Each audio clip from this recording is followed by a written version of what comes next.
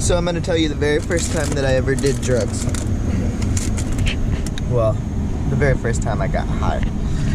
So I was 16 years old, and I was living at a church, and yeah, that's a story. So the pastor's wife at the time was a retired nurse, and she had all this medicine in her closet for no fucking reason. Just like, you know, these are souvenirs from my job. Sometimes people steal pens from their work.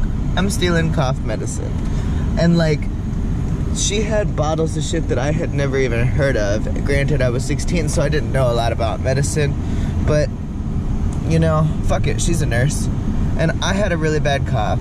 So I went over to her house and I was like, hey man. I didn't say that to her because she was like 102. But I was like, hey, I got a cough. Can you have something for my cough? And she's like, oh yeah, sit right here on the stool in the kitchen. I'll be right back. And she brings me this bottle of shit.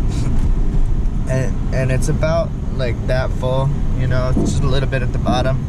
And she's like, yeah, you really only need a tablespoon, but there's not a lot in it. Just go ahead and slam it. I was like, all right, Granny, I like this. So I fucking took a shot of cough syrup that was probably older than I was at the time.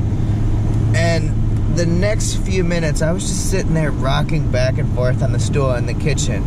And I was thinking to myself, man, I didn't know that the first getting high story that I'd ever tell was gonna be about how I got high with the pastor's wife in their kitchen while he was at work.